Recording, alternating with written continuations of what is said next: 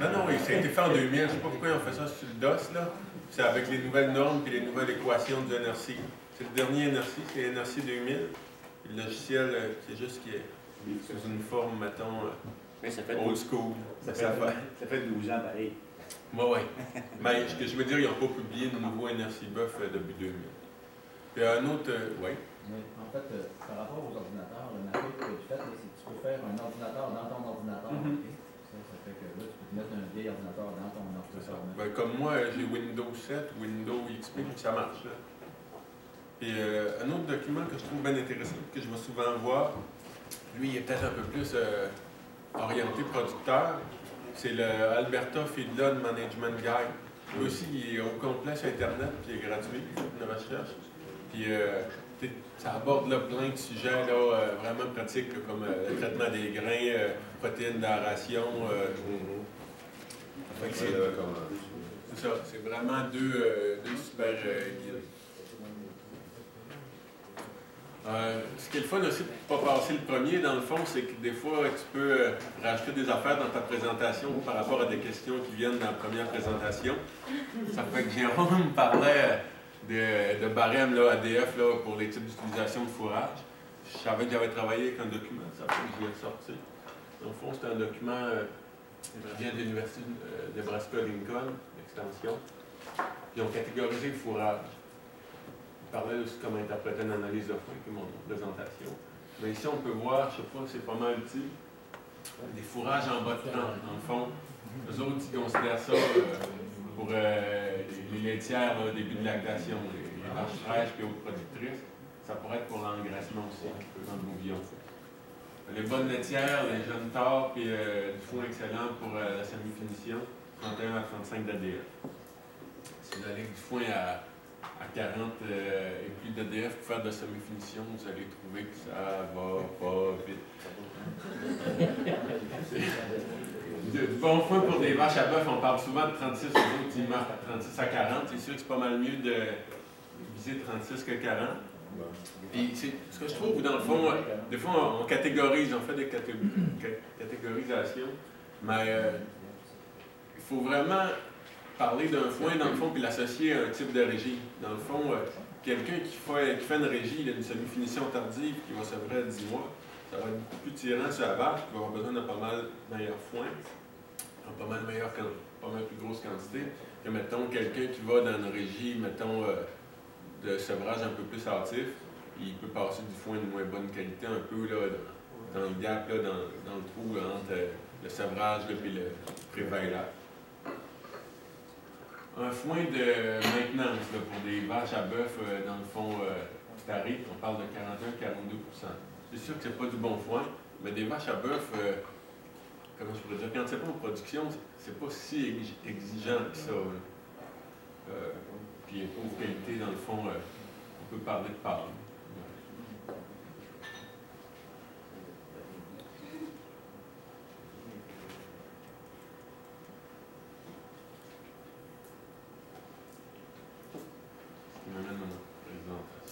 Le rationnement alimentaire des bovins de boucherie.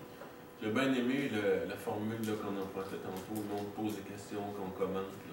Faire ça interactif, ça fait que vous avez des questions, je n'ai pas. Dans le fond, les prémices de base dans le rationnement, je n'ai mis 3, là, il y en a peut-être plus que ça, dans le fond. Votre programme alimentaire ne sera jamais plus précis, dans le fond, que les informations que vous allez utiliser pour le réaliser. Dans le fond, si on estime plein d'affaires, puis on prend des données un peu n'importe d'où, des analyses de foin, dans le fond, qu'on va extrapoler, ça n'amènera pas un programme alimentaire bien précis. Encore là, ça dépend des groupes. Dans le fond, si on alimente des vaches, dans le fond, un troupeau vache-veau, juste avec du foin, on a peut-être moins besoin d'informations que si on fait de la finition là, pour un parc, programme alimentaire de finition pour un parc de 2000 bouillons, qu'il faut que ça arrive à la scène près là, au niveau profit. Les groupes devraient être le plus homogènes possible. On parlait de vaillage à l'année, c'est plus difficile de rationner et d'adapter une situation, dans le fond, quand il y en a un inventaire en réalité dans le troupeau.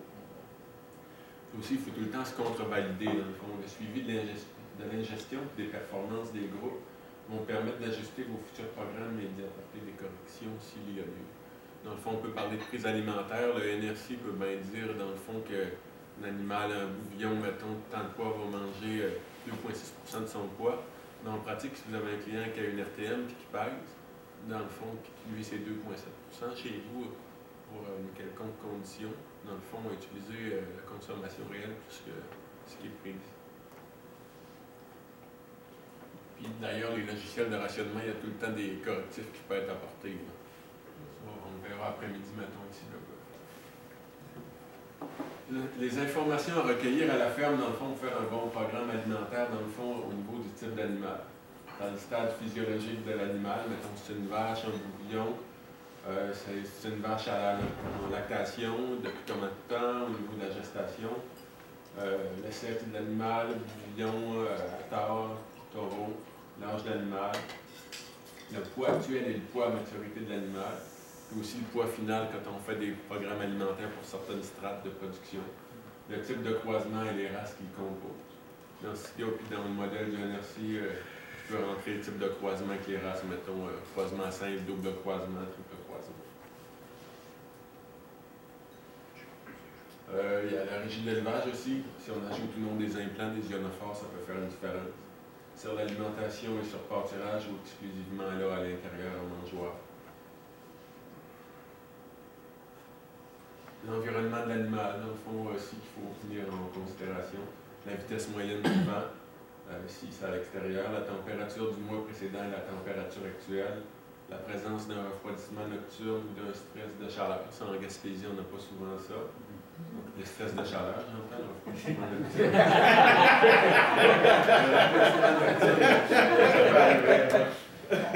Il y a la neige au mois de juillet. L'épaisseur du pelage et de la peau. Une Holstein, dans le fond, versus une Hereford. Holstein va avoir un petit cuir mince, Hereford, c'est un gros cuir épais. Le reste, c'est pas mal entre les deux. L'état de propreté de l'animal. Y a-tu propre? Y a-tu, je vais pas dire de la merde, mais on va dire de la boue. Mettons, juste le bas des pattes, en dessous de la bédaine, jusqu'aux cuisses, jusqu'aux yeux. Ça fait une différence.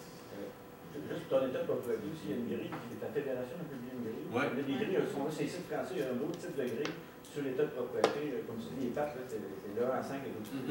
Des cotes, hein? Ouais. Je pense que la grille réseau, il est peut-être bien déposé sur la grille réseau. Même au niveau des abattoirs versus un colis, dans le fond, ils ont commencé à avoir des exigences peut-être un peu plus sévères. C'est sûr que si tu rentres un animal plein de fumier à l'abattoir, il y a bien plus de chances qu'il se contamine.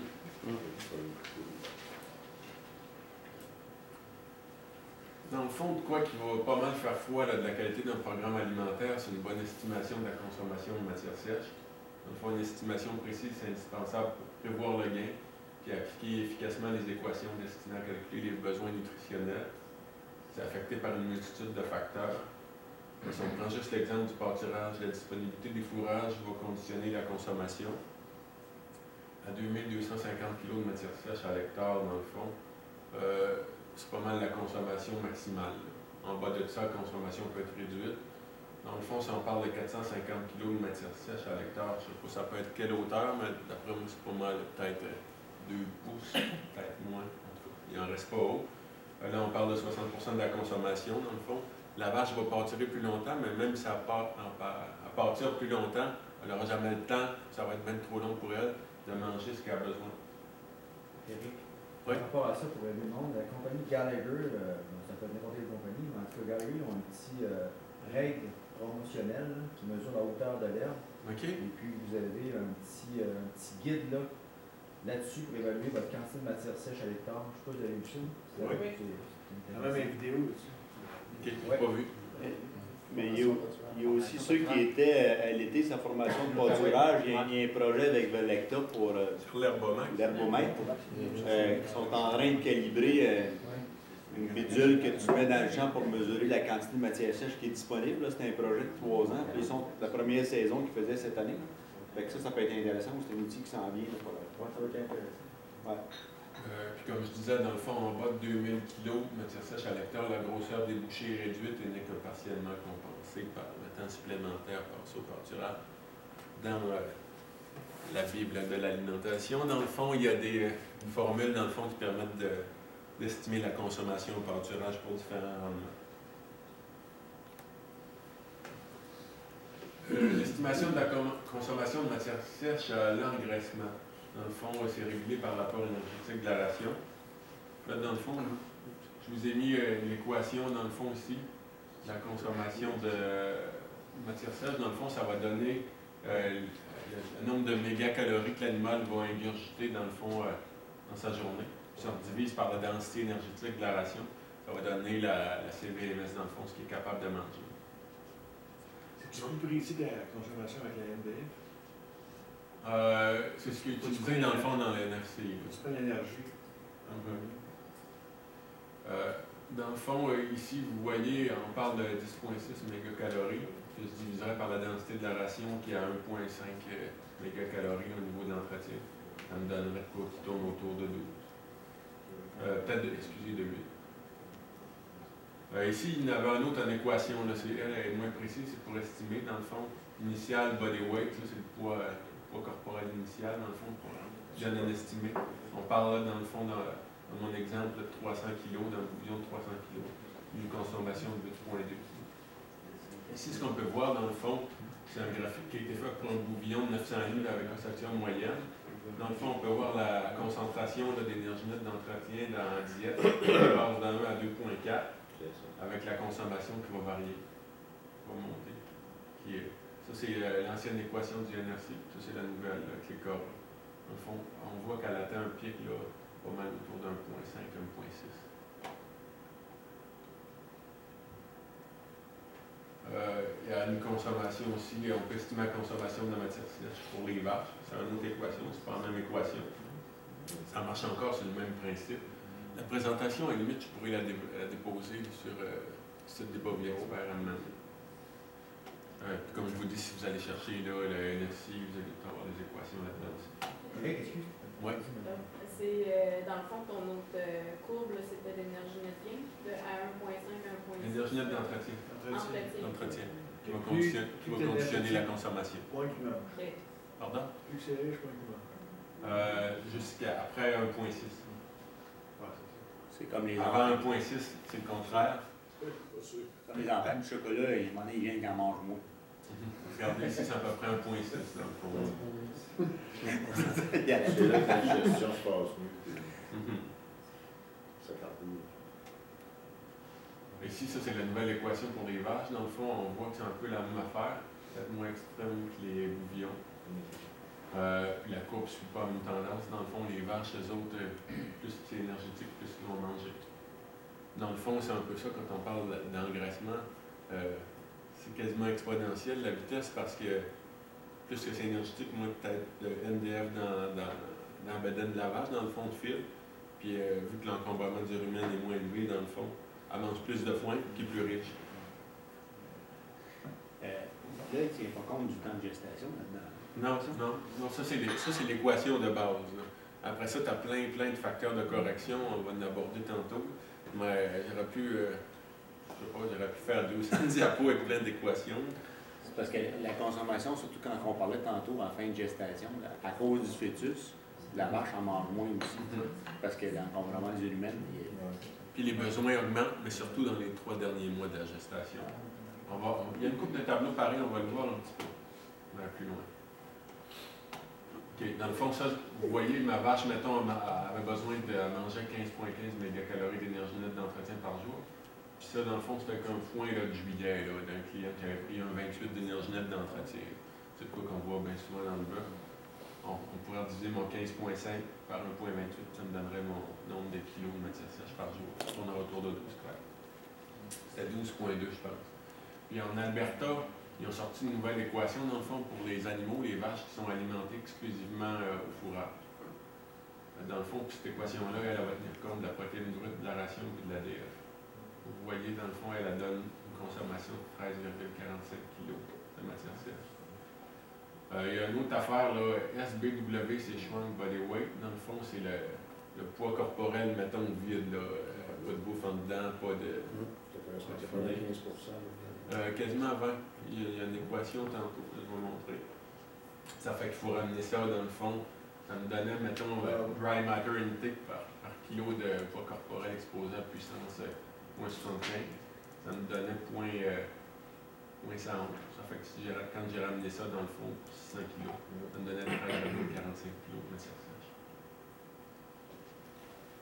Pour vous donner un exemple, là, ça c'est de l'information que j'ai tirée quand je disais que le guide là, Alberta Feedlot Management Guide est pratique. Ça, c'est de l'information qui est donnée directement dans ce guide-là.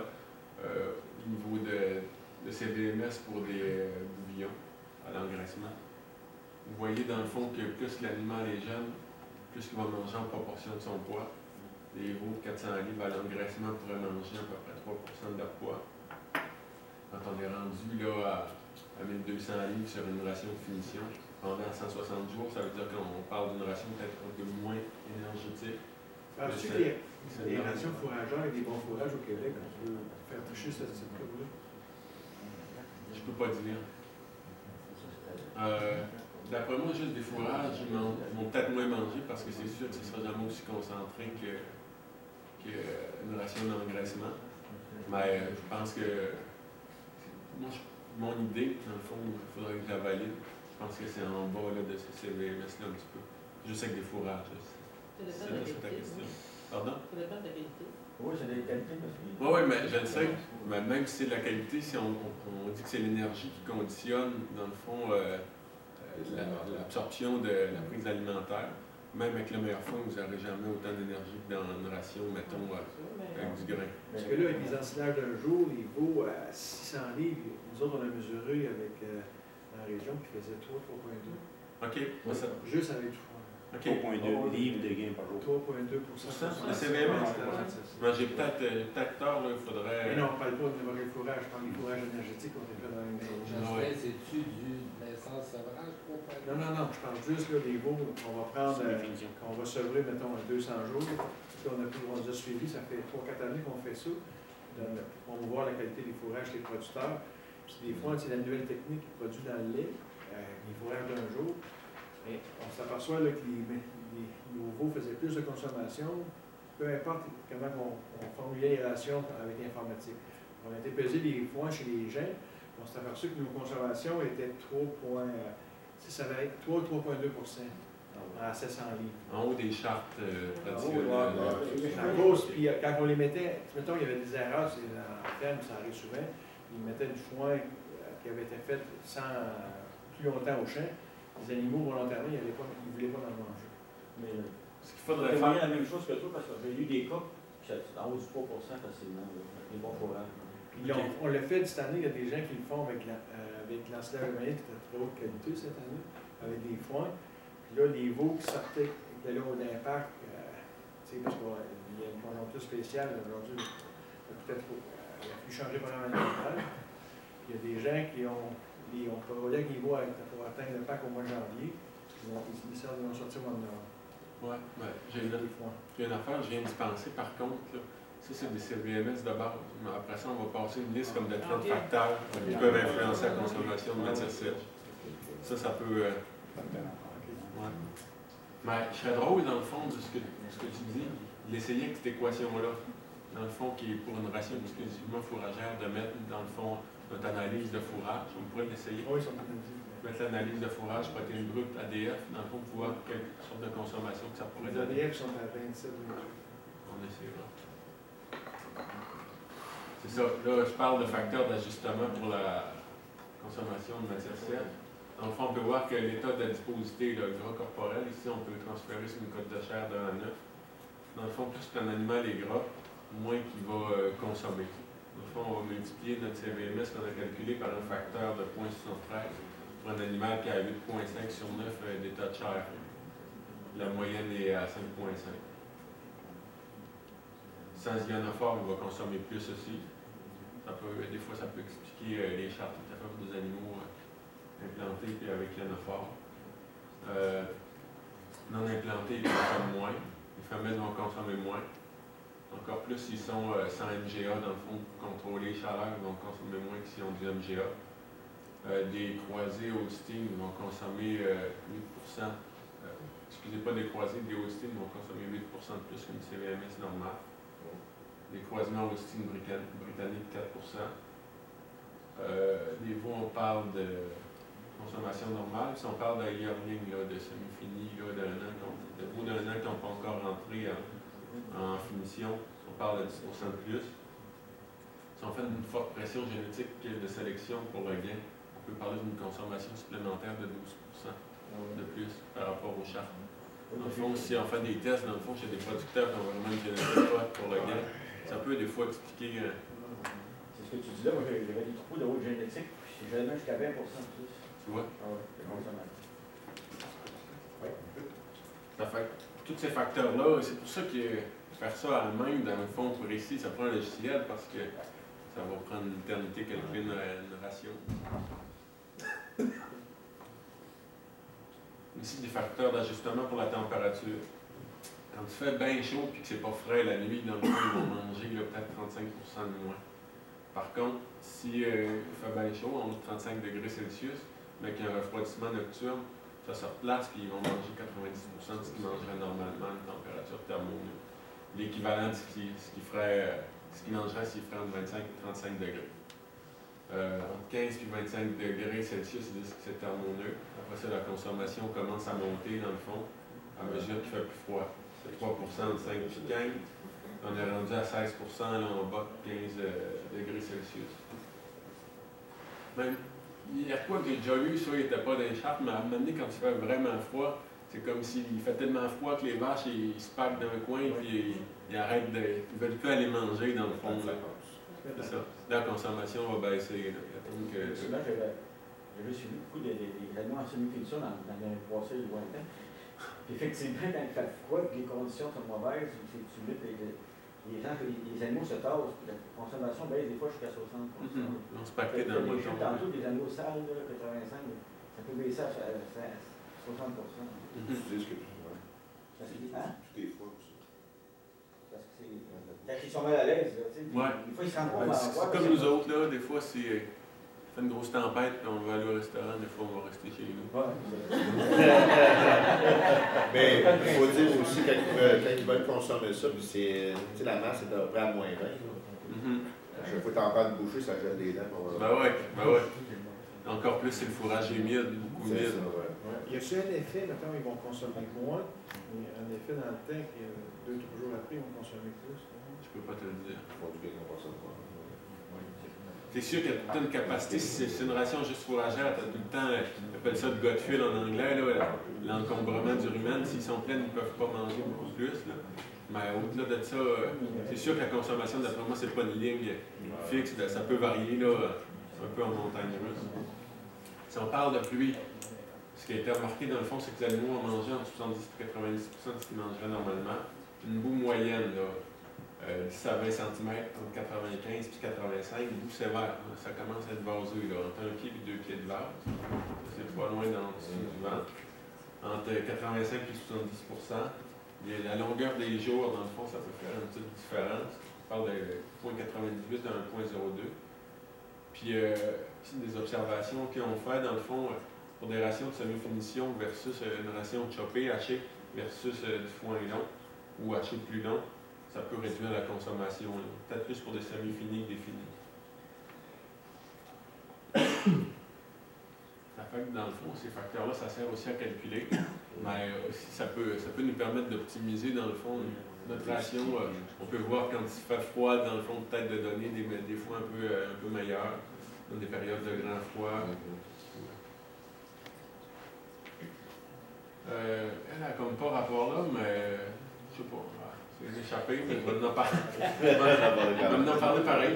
Au niveau de la fibre, j'avais la fibre détergent neutre, dans le fond, que je parlais dans mes analyses. Tu sais, mettre pas ça dans les analyses, la fibre détergent neutre effective.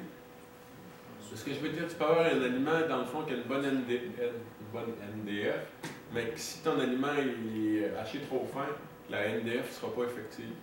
Dans le fond, puis qu'elle ne permettra pas, elle n'aidera pas à maintenir une saine digestion au niveau du rumen.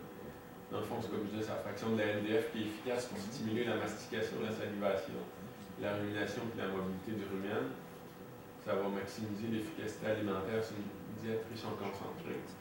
Le minimum de NDF effectif dans une ration devrait être de 8%. Je ne recommande pas d'aller aussi bas. Là. Ça, c'est dans des essais. Puis déjà, c'est avec une très bonne régime mangeoire et des ionophores. Dans les autres situations, on recommande un minimum de 20-25% d'NDF effective d'aération pour utiliser au maximum les fourrages. Sinon, on perd d'efficacité au niveau de la synthèse microbienne dans l'humain, puis notre ruminant vire un peu monogastrique, si on pourrait dire. On observe une diminution de 2,2% de la synthèse microbienne pour chaque pourcentage de diminution de la NDF effective.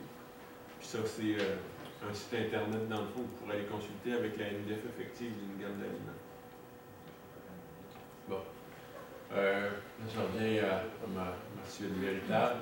Dans le fond, au niveau des systèmes d'énergie, il y a plusieurs systèmes d'énergie qui peuvent être utilisés. Quand on parle d'énergie digestive, dans le fond, c'est l'énergie totale moins celle perdue dans les fax. Ça ne considère pas d'autres pertes importantes qui sont associées notamment à la digestion et au métabolisme. Ça va surestimer aussi la valeur énergétique du matériel plus fibreux. C'est ça, c'est moins utilisé là, de nos jours. Il y a les unités nutritives totales, dans le fond, qui sont encore pas mal utilisées aux États-Unis. C'est similaire à l'énergie digestive, mais avec une corrélation là, pour la protéine et d'autres éléments. 1 kg d'UNT, ça vaut 4,4 kg d'énergie digestive. Dans le fond, j'en parlais un peu dans l'autre présentation, l'unité nutritive totale.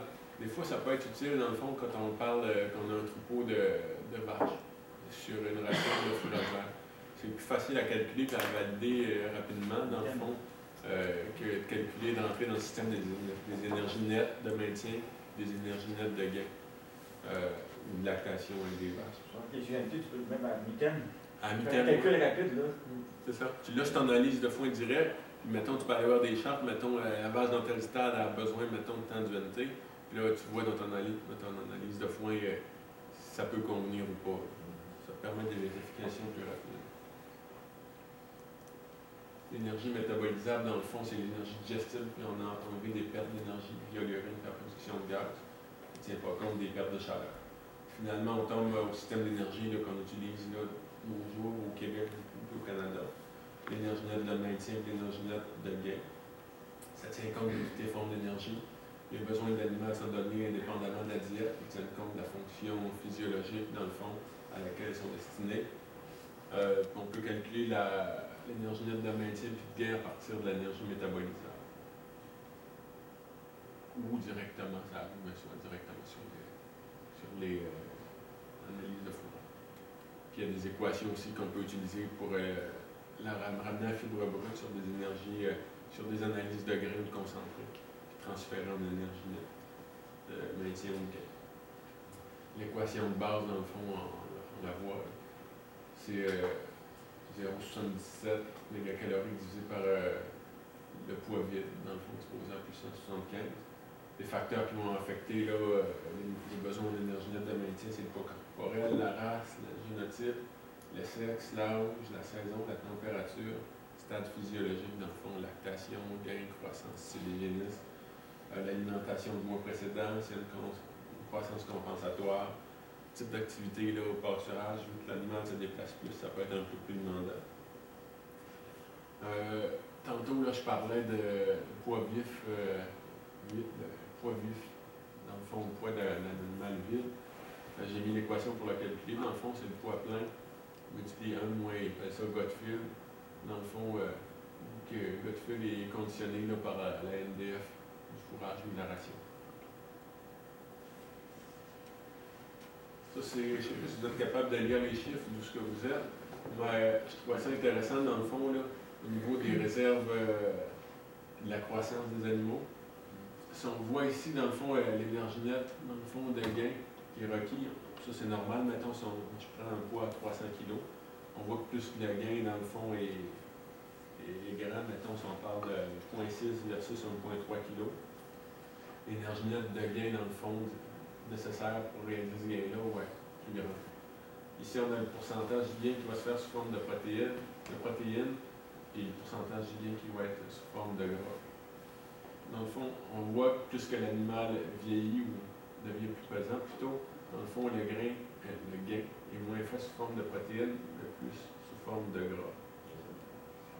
Puis on voit aussi dans le dernier la composition, l'exposité du corps, dans le fond, le pourcentage. Un animal, dans le fond, qui fait une des gains plus faibles vont être moins gras, en même poids, dans le fond, 500 kg, à 14,5 %. Un animal qui a tout le temps fait des gros gains, 1,3 kg, dans le fond, va être à 30 % de gras, 500 kg. Dans le fond, ce que ça veut dire en termes pratiques, c'est que plus que notre veau, dans le fond, fait des bons gains, plus qu'il va être fini de bonheur, dans le fond. Il va avoir son persillage en classement là, plus jeune, pour un poids constant. Ou le contraire, dans le fond, un animal là, qui aurait niaisé à la ferme, le veau dans la bouche à une finition, il va se finir à un poids plus élevé. Mais si, Un mettons, tu dis un animal qui fait Le poids. un animal qui fait un bon gain, mais dans le fond, s'il fait un gain gras, s'il fait du gain avec du maïs, mettons, en pré-sauvage. Non, c'est ça. Ça, c'est sûr qu'on parle d'engraissement, là, oui. Il faut faire attention, dans le fond, pour ne pas faire du mauvais gain. C'est-à-dire, mettons, rendre les veaux trop gras, dans le fond, trop jeunes, parce qu'ils vont être finis à un poids là, qui ne sera pas intéressant pour le parc d'engraissement. Mais l'animal, as-tu une capacité en bas âge, mettons, de transformer plus en viande pareille? En protéines, oui. Mais quelque part, il faut fournir, dans le fond, ça c'est un système de blocs Lego, il faut fournir la protéine, dans le fond, pour qu'il fasse sa croissance. Si on a une ration, mettons, trop riche en énergie, puis trop pauvre en protéines, il va engraisser trop vite. Ça, avec du maïs, il n'a pas l'énergie. Il donne la lucerne avec le produit. C'est ça. C'est un projet qu'il faut surveiller. Rappelle-moi de la règle. Pourquoi qu'il rit?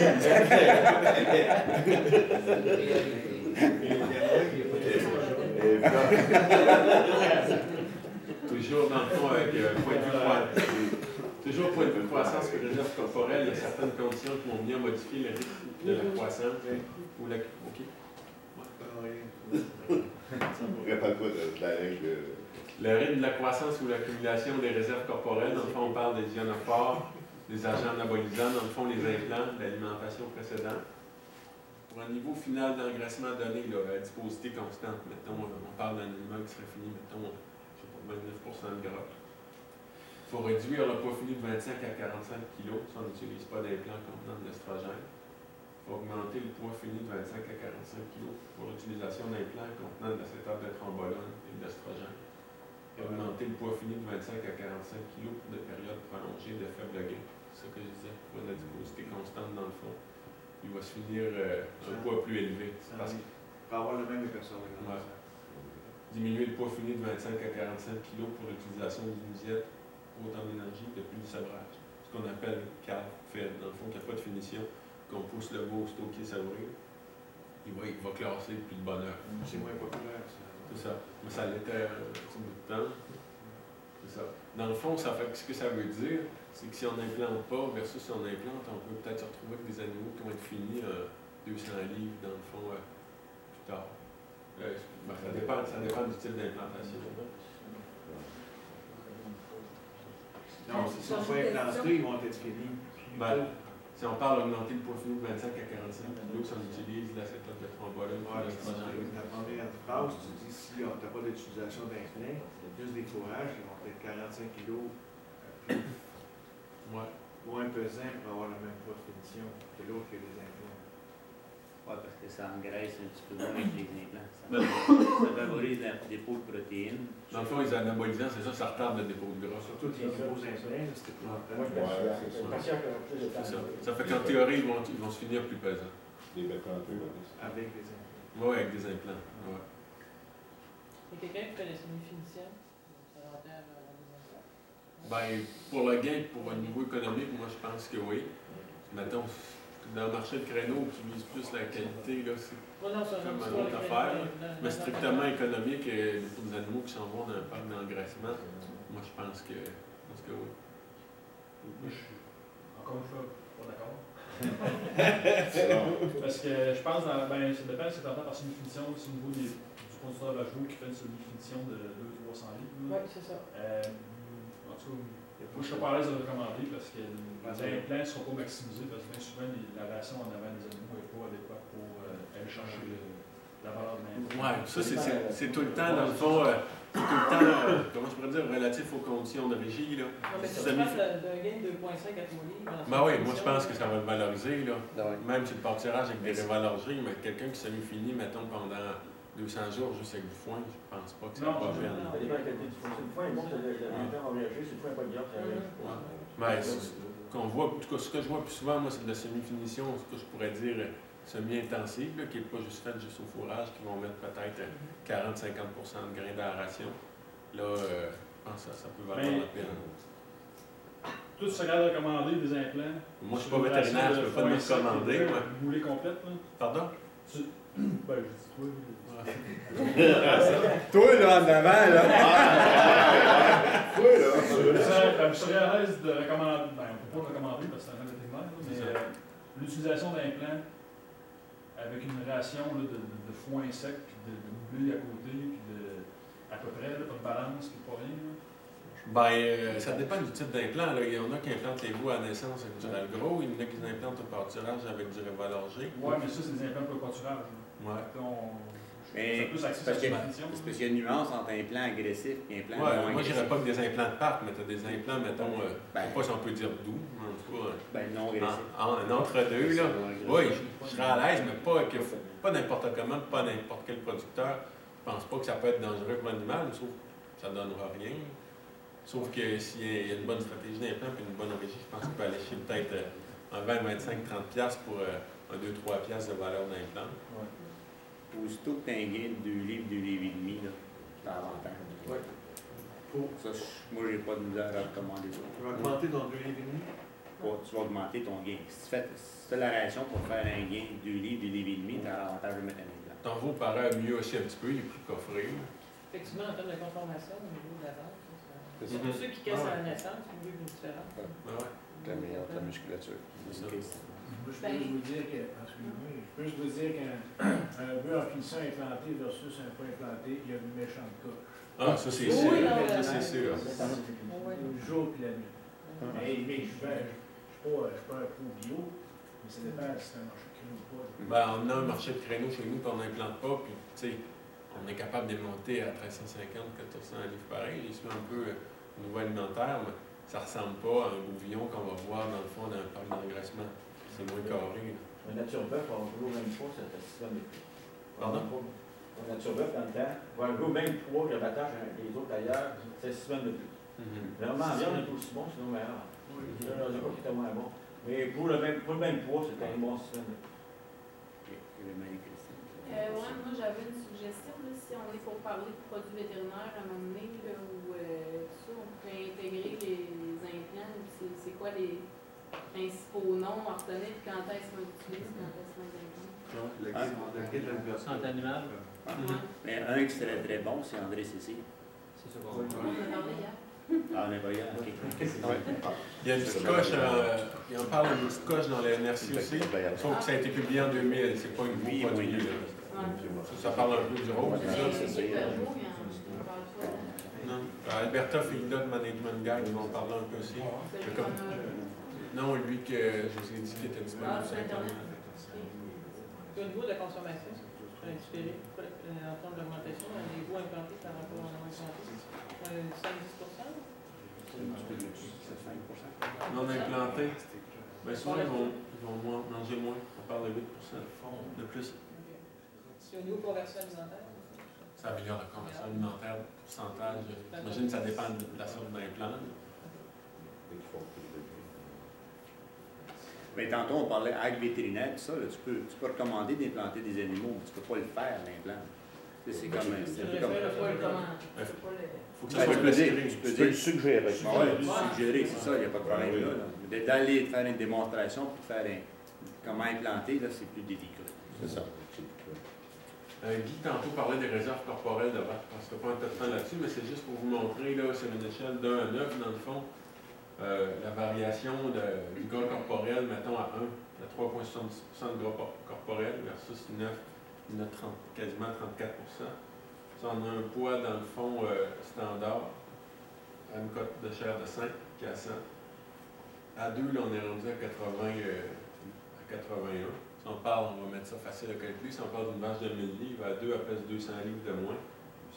Puis à 8, elle pèserait dans le fond 300 livres de plus. On peut parler de 500 livres. Là. Ça commence à faire une grosse différence. Une grosse différence pour un animal de 1000 livres. Mettons. Ouais, mais si on joue avec des cotes, mettons, contre des extrêmes, mettons, 3 Oui, 7. On parle de 7 là, en cote, 7-8 20%. Au niveau de la gestation, je vous ai mis dans le fond les tables tantôt là, des besoins, dans le fond, de mégacalories par jour. Ce qu'on voit dans le fond, c'est qu'en début de gestation, dans le fond, ça ne tire pas beaucoup. Mais c'est plus vers la fin de gestation. Là. Juste avant le baillage, on est à 5 mégacalories. Au 11e, 8e mois, on est à 3,3. Mais dans les premiers mois, là, tu vois, à 5 mois, on est encore à 0,3. Ça ne demande pas beaucoup d'énergie au début de gestation. Ça a même affaire pour la protéine. Même affaire pour la lactation. Non, la saison, peut-être.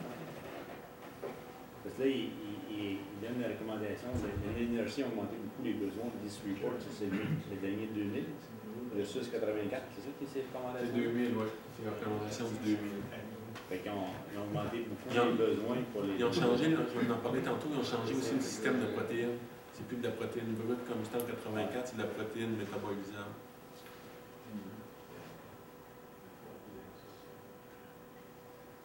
La même affaire pour la lactation, dans le fond, on peut voir les différences là, au niveau de la demande énergétique pour des différents niveaux de production.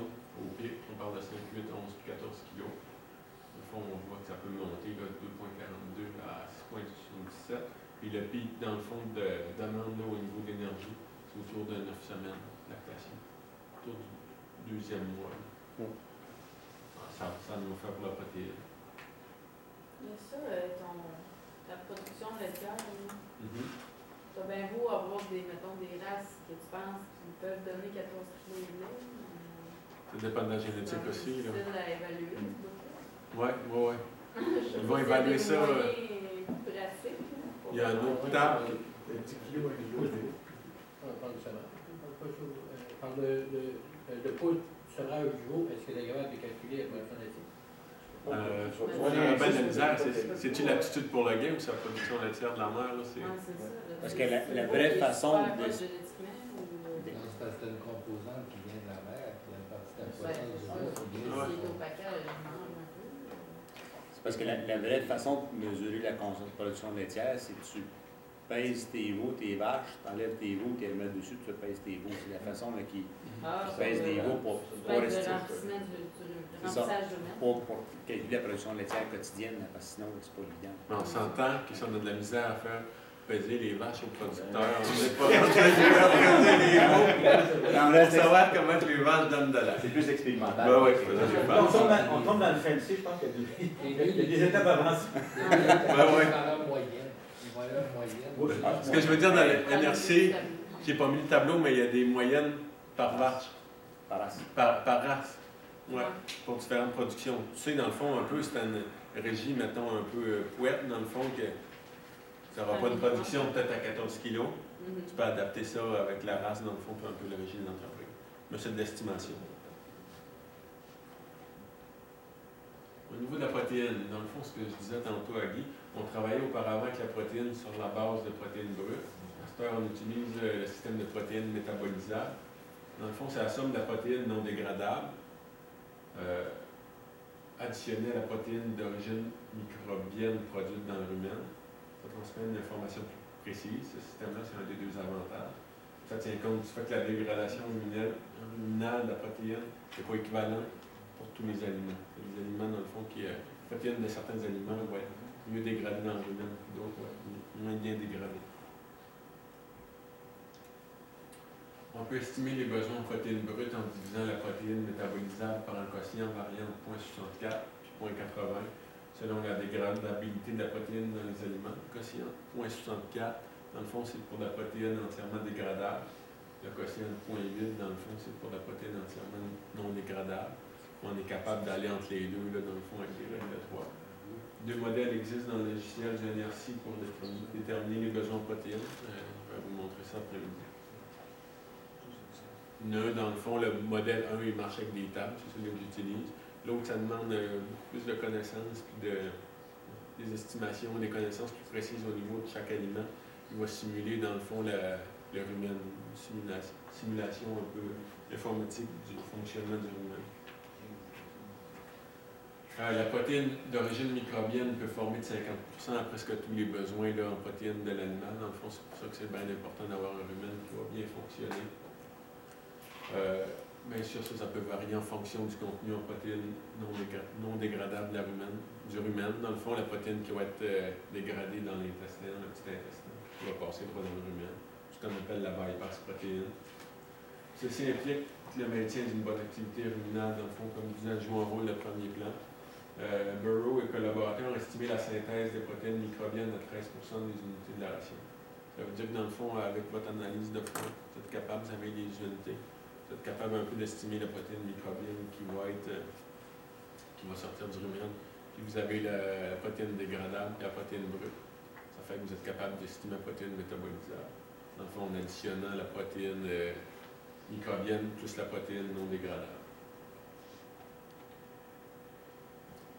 Il y a des équations plus complexes qui ont été développées pour des rations avec moins de 40 concentrés et plus de 40% de concentrés qui étaient plus destinés là, à la production laitière. Les besoins en protéines nettes. On utilise des constantes pour convertir la protéine métabolisable en protéine nette. Cette constante est de 0,65% dans le fond pour les besoins liés à la lactation. Pour les besoins liés au gain, dans le fond, on parle de la moitié de 0,5%. Eux autres, les Français, dans le fond, ont sorti une équation parce qu'ils ont découvert à l'INRA que l'utilisation de la protéine ou la conversion des protéines métabolisables en protéines nettes était meilleure chez les jeunes sujets, puis amenait qu'à plafonner en vieillissant, là, autour de 0,5. Vous voyez ici la constante pour les animaux plus hauts de 300 kg, c'est 49,2%. Les minéraux. Il y a 17 minéraux qui sont requis dans l'alimentation des bovins là, qui vont remplir là, différentes fonctions des stades physiologiques. On parle de croissance, gestation, lactation. La plupart des minéraux sont normalement retrouvés dans les aliments communs du bétail. D'autres vont être fréquemment absents ou retrouvés en plus faible concentration. J'ai osé parler du sélénium tantôt, ce sont des un là, au Québec, là, surtout. Ils ont mis ce problème-là un peu dans l'Ouest. Québec, dans toute la partie est de l'Amérique du Nord, puisque le sélénium est absent. Le phosphore aussi, c'est un minéral, dans le fond, qui est plus ou moins, dans le fond, présent dans nos sols, en tout cas en Gaspésie. Nos sols sont assez pauvres en phosphore. J'imagine qu'il y a cette problématique-là ailleurs aussi.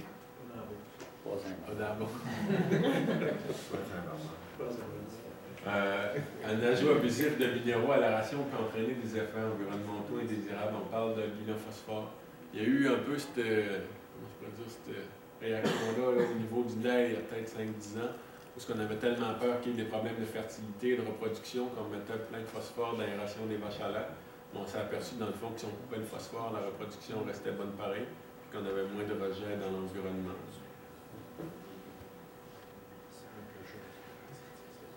Cochon peut-être aussi un peu.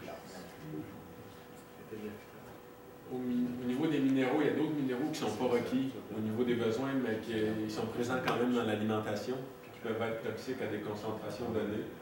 On peut parler de l'aluminium qui est toxique à 1000 ppm, l'arsenic à 50, le brome à 200, le cadmium à 0,05, le fluor à 40 et 100, le plomb à 30, le mercure à 2, puis le strontium à 2.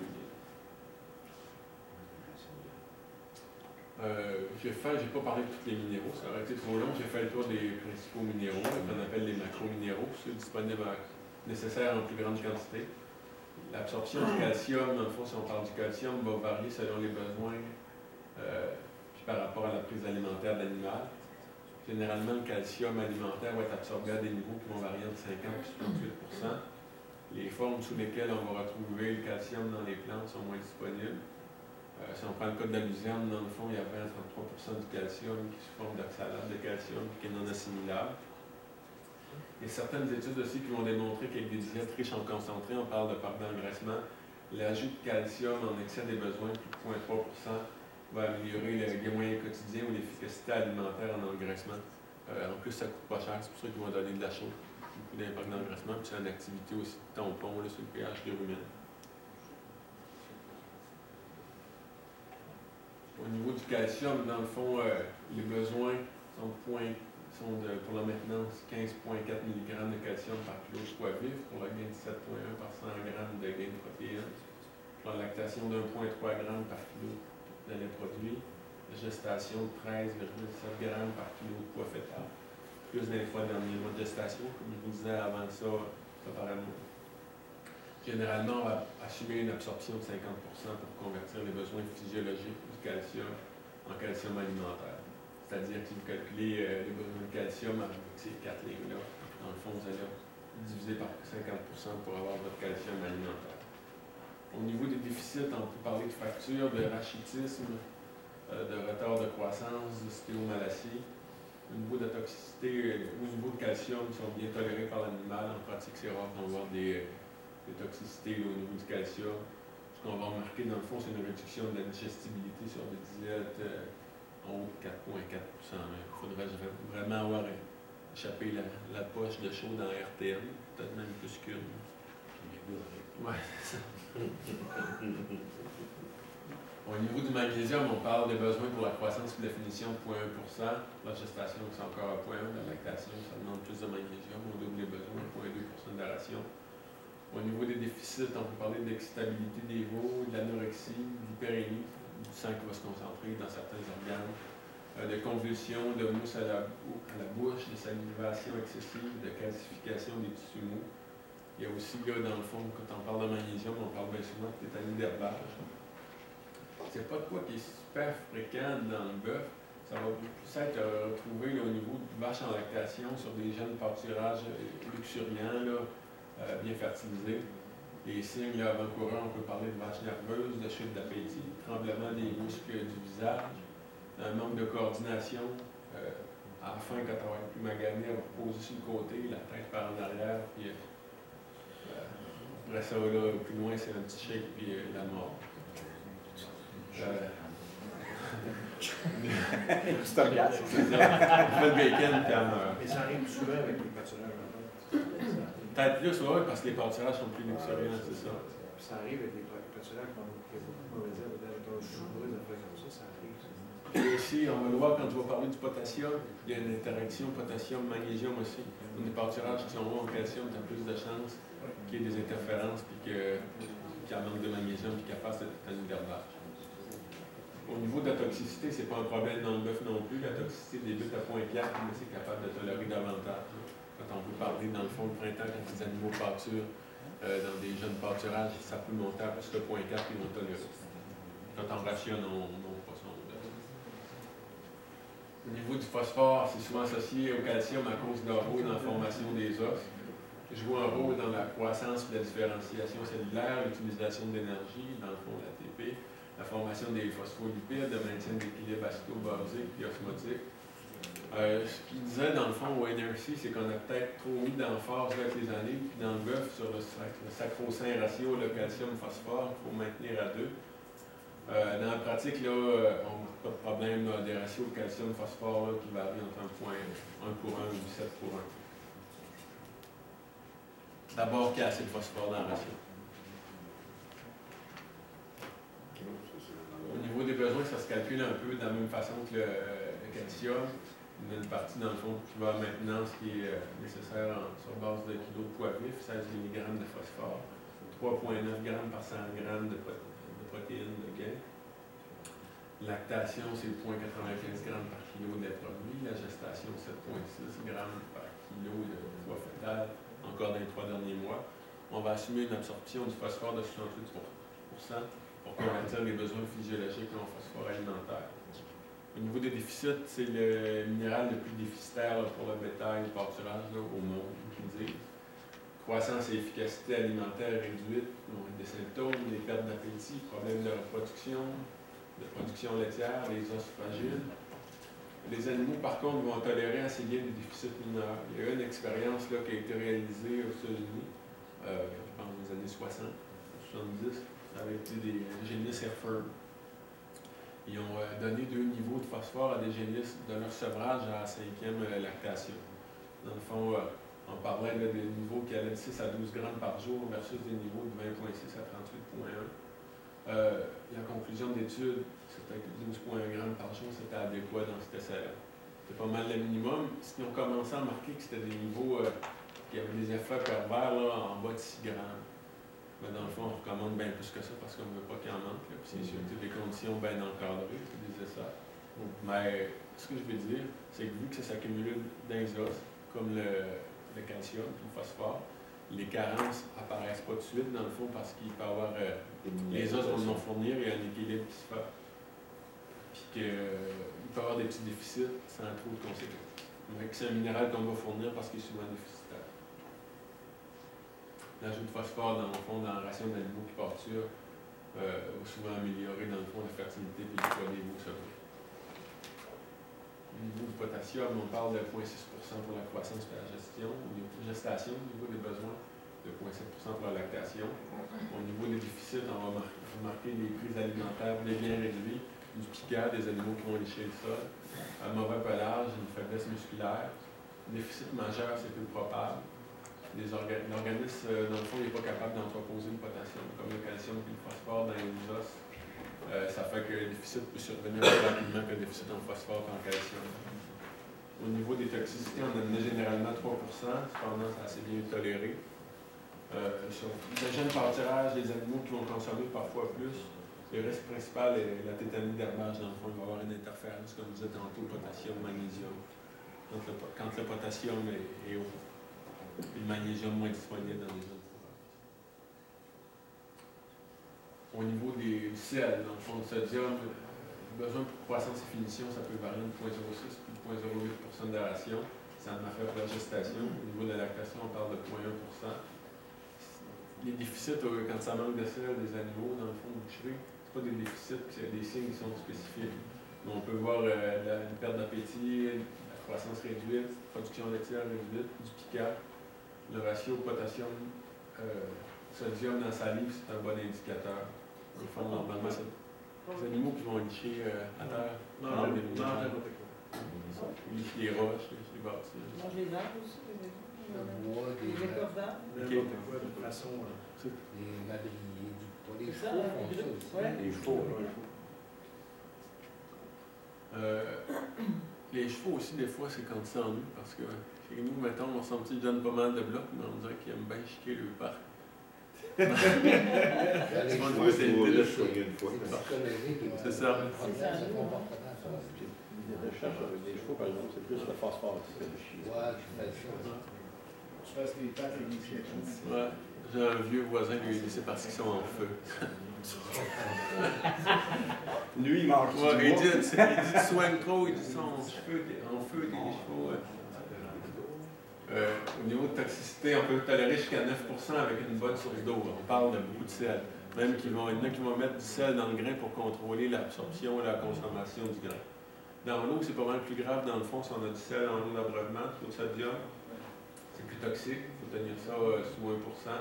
À partir de 5 mg de sodium par kilo d'eau, l'eau provoque des retards de croissance, des troubles digestifs et de la diarrhée. Dans le fond, il y a quasiment personne qui fait ça, même pour les maisons. Moi, je fais un puits, mais on n'a pas tendance à faire analyser notre eau d'abreuvement pour nous, ben pour le bétail, une fois par année ou par 2 ans, ce qui pourrait être bon. Il y a eu sur l'utilitaire, l'été, quand elle est chez nous, là, un spécial sur l'eau, puis qui faisait référence à un producteur de lait qui a manqué d'eau, qui était chez l'eau du voisin. Les vaches laitières ont augmenté en lait. Puis c'est à cause de lui. C'est une alimentation, fait que l'eau est vraiment importante. Là, puis les vaches en consomment moins à cause de ce qu'il y avait dans son puits. Dans le corps vide, l'eau dans l'Ouest, c'est une problématique sérieuse. Ouais. Il y a de l'eau qui nourrit, il faut en tenir compte des problèmes alimentaires. Ouais. On a du zélo. Le calcaire, après ça, le sodium. Ouais, le soufre. Soufre aussi. Nous autres, on se parle pas de ça, mais. Justement, on parle de soufre. Au niveau de la croissance de la finition, on parle de 0,15%. Tant de faire pour la gestation et pour la lactation. Les déficits prévères vont provoquer l'anorexie, des pertes de poids, de la faiblesse, une émaciation, une salivation excessive, la mort. Une déficience plus mineure peut réduire la prise alimentaire, la digestibilité, la synthèse microbienne. Les bactéries du rhume ont besoin de souffle pour bien fonctionner et former certains acides aminés. Au niveau de la toxicité, on peut parler de déficit de toxicité majeure. Dans le fond, ça amène de l'agitation, de la diarrhée, des spasmes, de la dyspnée, la mort. Mineure, on peut parler d'une prise alimentaire réduite en retard de croissance. On parlait dans l'eau aussi de souffrir. Plus de 5000 mg de sulfate par kilo réduit la prise alimentaire. Ça, des fois, ça peut donner une idée, ça sent le souffle comparé au sel. Ça fait que... Si vous avez de l'eau qui sent le pet, dans le fond, ça peut vous donner des choses.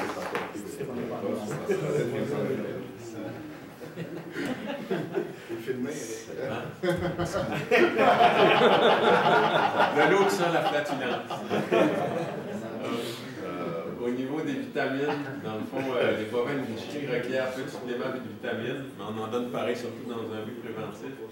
Une bonne activité ruminale va produire suffisamment de vitamine B. Généralement, on va supplémenter là, au niveau de la vitamine A, D, E, dans un but préventif d'abord, puis parce que c'est les vitamines les moins chères. On va supplémenter dans un ratio de 100 à 10. La vitamine A, dans le fond, les déficits, c'est plus propice à se produire quand on travaille avec des diètes riches en concentré. On parle dans l'engraissement, sur des pâturages, puis des foins récoltés lors de sécheresse. Comme cet été, on dit ouais, vous surveillez votre vitamine A. Fourrage excessivement exposé au soleil, à l'air. Des aliments mixés avec des oxydants, une sorte de minéral, des aliments entreposés durant des périodes prolongées. Dans le fond, la vitamine A n'est pas stable. Mettons dans le foin, du foin de 2 ans, 3 ans, on va avoir pas mal moins de vitamine A que du foin fraîchement récolté. Les recommandations du NRC, c'est 2200 unités internationales par kilo de matière sèche en engraissement, 2800 pour les femmes gestantes, 3900 pour la lactation et les taureaux.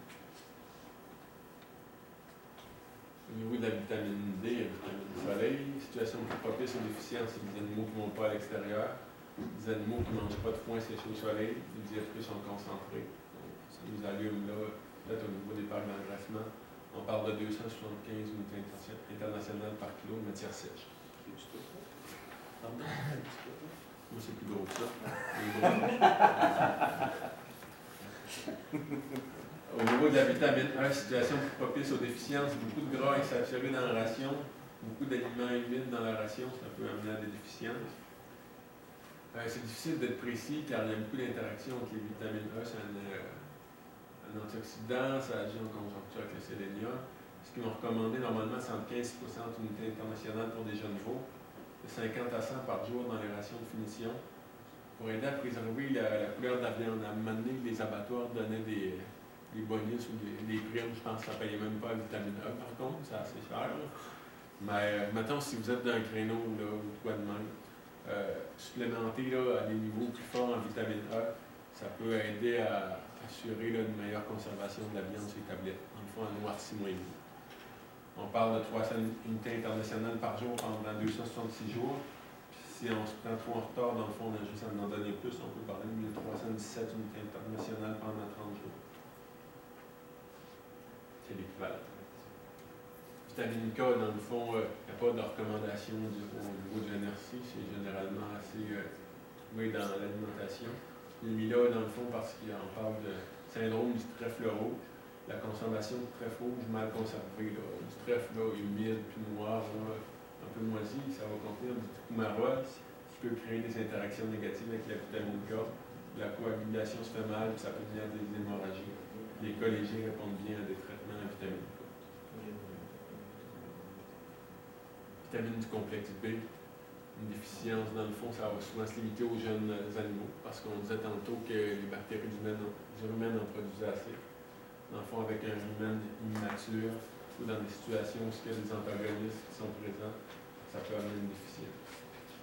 Il y a des injections de vitamine B, mais juste le fait de maintenir une bonne activité ruminale, dans le fond, pour avoir des animaux stressés, ça ne devrait pas provoquer de carence. J'ai mis dans le fond un tableau dans le fond avec tous les minéraux et les principales vitamines dans le fond. avec les niveaux tolérables, on peut voir qu'au niveau des maximums tolérables, ça peut aller 2 fois, 100 fois l'année. L'eau, on en a parlé un petit peu tantôt, dans le fond, il ne devrait jamais manquer d'eau, ça coûte tellement pas cher. L'eau contenue dans les aliments, dans le fond, du bétail plus cellule, ça équivaut aux besoins totaux de l'animal. Une restriction en eau va réduire la prise alimentaire. Il y avait des belles photos sur Internet d'animaux qui buvaient dans une rivière, avec un beau paysage en arrière, mais là, j'ai dit, je ne peux pas mettre ça. Ça fait tellement longtemps qu'on travaille sur les retraits des animaux des cours d'eau. C'est des photos d'un autre pays. Ouais, c'est ça. Hors Québec. Au niveau de l'eau, dans le fond, la consommation en eau va augmenter avec la température ambiante, bien sûr avec le poids de l'animal, puis elle peut varier aussi en fonction du stade physiologique. Vous avez mis un tableau. Dans le fond, au niveau des besoins en eau, ça c'est les besoins fournis par l'alimentation, par l'eau d'abreuvement.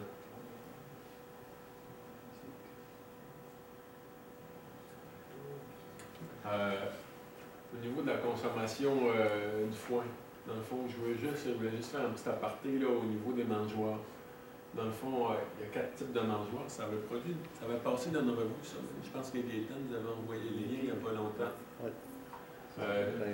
Sur les types de mangeoires, versus l'économie de foin. On peut rationner les animaux, mais on peut rationner puis avoir un mangeoire pour en tout convenable, puis on va passer de perte de 5,3% à 21%. Ici, on parlait d'un troupeau de 50 vaches, dans le fond. On peut parler de pertes là, qui peuvent aller de 700$ à 2500$ par année. Ça veut dire que si on achète un mangeoire par année, dans le fond, puis on passe d'un ring à un compte, on va le voir tantôt, le mangeoire il se paye là, quasiment en première année. Ça, c'était le mangeoire type compte, mais plus économique. Le type sheet, dans le fond, feuille. Dans le fond, c'est juste qu'il y a une feuille de métal dans le bas qui prévient les pertes par le bas. Souvent des mangeoires qu'on voit, là, ça. Lui, en tout cas, personnellement, je ne le vois pas souvent. Lui, je le vois assez souvent dans les entreprises. Mais ça, on voit assez souvent ça, là, des mangeoires de jobbing, là, qu'on appelle. Dans le fond, que les gars se font 3-4 morceaux de métal, mais c'est ça. Un mangeoire de même, on peut estimer à des pertes là, à 20% l'année. Les mangeoires polis, c'est juste qu'ils font en polyéthylène, mais ils ne gardent pas plus de fourrage à l'intérieur. Mais l'autre qui est en haut, qui est courbé, là. Le cône? Non, à droite. Ouais. Je pense pas que les courbures, ça fait grand-chose. Qui paraîtrait que les animaux, les vaches sortent moins la tête. Qui reste. Il reste plus. Peut-être de quoi qui stabilise la balle. Si la balle colle sur le côté, la vache, elle va le chercher, elle se recule, puis elle la laisse tomber par terre, puis ça fait. Mais une fois que la balle est plus loin, elle reste plus. Parce qu'il y a des dispositifs pour que la balle dans le centre, ça change toute la consommation. C'est ça. Un peu comme le mangeoire type cône ou pas. Dans le fond, vous avez mis une couple de références. La gestion de la mangeoire, je n'ai pas eu le temps d'en parler, je n'ai pas eu le temps d'intégrer ça dans la présentation. Mais c'est super important, on parle dans le fond pour prévenir l'acidose, assurer des bonnes performances. Je vous ai mis le lien, qui est vraiment intéressant. NRC, si vous allez le chercher, comme je vous l'ai dit, il est gratuit. Il y a un logiciel de rationnement gratuit. C'est le lien. Guideline for housing, beef cattle, dans le fond, tous les espaces mangeoires, les longueurs de mangeoires en fonction de l'alimentation à volonté ou rationnée. Vous avez ça du site du gouvernement de l'Ontario, je pense, Service de Plan Canada, et en français aussi. Puis tu as l'Alberta Food Management Guide, vous avez les guides là. C'est sûr qu'il y a plein de documents intéressants sur Internet, là. On peut faire de la rationnement alimentaire qu'on peut aller chercher. Et ceux qui ne lisent pas l'anglais sur l'Ontario, il y a beaucoup de documents qui sont bilingues. Ça fait que ça conclut ce bout de temps. Merci beaucoup, Éric. Au plaisir.